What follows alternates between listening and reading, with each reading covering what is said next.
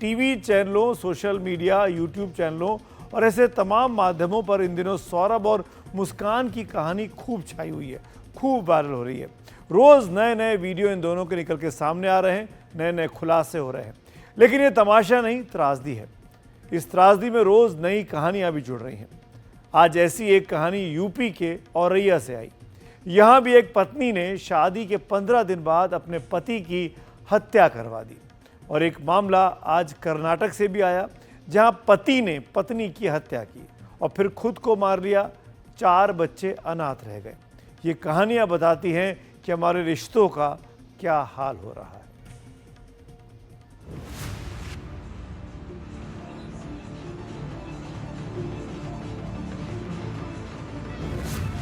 हत्या के बाद नाच। ऐसे तो प्रेत नाचते हैं। 3 मार्च को सौरभ का कत्ल करने के बाद मुस्कान और साहिल हिमाचल के कसौल चले गए और वहां उन्होंने होली मनाई। दरअसल इस पूरे मामले का त्रासद पक्ष पति पत्नी और प्रेमिका के त्रिकोण का ही नहीं है। इस बात का है कि कैसे ये पूरा खेल एक दूसरे को छलने, बड़ी क्रूरता से एक दूसरे का इस्तेमाल करने और अपने जुर्म ढकने की अमानवीय कोशिश के खेल के तौर पर सामने आए हैं। रोज इनके नए वीडियो आ रहे हैं और नए खुलासे हो रहे हैं।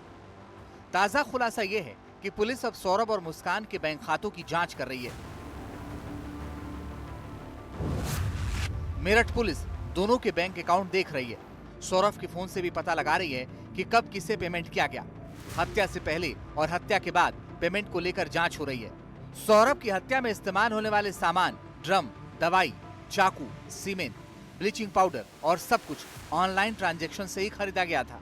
अकाउंट के जरिए पता लगाया जा रहा है कि हत्या से पहले और हत्या के बाद मुस्कान ने सौरभ के फोन से कहां पेमेंट किया था।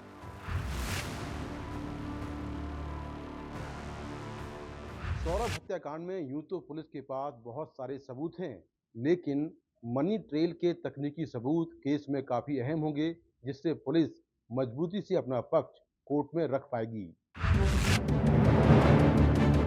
मेरठ की कहानी अभी चल ही रही थी कि औरैया का अफसाना चला आया, वो भी वैसा ही डरावना और हैरान करने वाला, जहां एक पत्नी ने शादी के 15 दिन के भीतर पति की हत्या करा दी।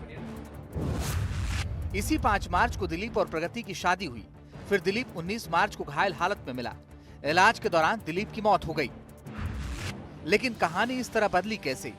यहाँ एक नई बात सामने आ रही है। फिर एक त्रिकोण है, लेकिन बिल्कुल खूनी इरादों वाला। जानकारी के मुताबिक शादी के पहले प्रगति के अनुराग नाम के एक शख्स से संबंध थे। प्रगति ने अनुराग के साथ मिलकर पति को मारने की साजिश रची। दोनों खुद ये काम नहीं करना चाहते थे, इसलिए उन्होंने 2 लाख में दिलीप की सुपारी दी। सुपारी के बचे रुपयों के लेन देन के दौरान पत्नी और प्रेमिका पकड़े गए। पुलिस की दबिश में शूटर भी हथियार समेत गिरफ्तार हो गया। बताया जा रहा है कि 2 लाख की ये रकम प्रगति ने अपनी मुंह दिखाई से भी जुटाई थी। पुलिस भी इस पूरे मामले से हैरान है। सूचना मिलने पर 112 का पुलिस तुरंत मौके पर पहुंचा। प्रस्तुत व्यक्ति को 3 दिन बाद उनका इलाज के दौरान उनका मृत्यु भी हो जाता है और इलाज के दौरान ये भी पता चलता है कि उनको किसी ने गोली भी मारा है। 44/25 में अब पुलिस द्वारा 3 अभियुक्त को गिरफ्तार किया गया है। पुलिस द्वारा आवश्यक विधिक कार्रवाई किया जा रहा है। इस घटना में और भी शामिल लोगों के लिए पुलिस लगातार ढूंढ रहे हैं, उनको भी जल्दी गिरफ्तार किए जाएंगे। बेशक ये 2 ऐसे मामले हैं जिनमें पत्नियों ने पतियों की हत्या की है और शायद इसीलिए इस पर ज्यादा अचरज हो रहा है, क्योंकि पतियों द्वारा पत्नियों की हत्या तो ऐसे जाना सुना अपराध है जिस पर किसी को हैरत नहीं होती। लेकिन रिश्तों की जटिलता किस तरह जानलेवा होती जा रही है, ये कर्नाटक से आया एक मामला बताता है।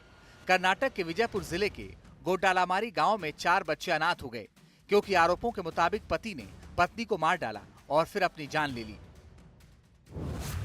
सिदप्पा हरनाल का शव एक खेत में पेड़ से लटका मिला, जबकि उसकी पत्नी मेघा हरनाल का शव भी बरामद हुआ। उसकी गर्दन और पैर साड़ी से बंधे हुए मिले। इस जोड़े की शादी 8 साल पहले हुई थी और उसके 4 बच्चे हैं। तो मेरठ से औरैया और कर्नाटक तक पसरी ये कहानी हमारे लगातार कुछ और अमानवीय होते जाने की खबर दे रही है।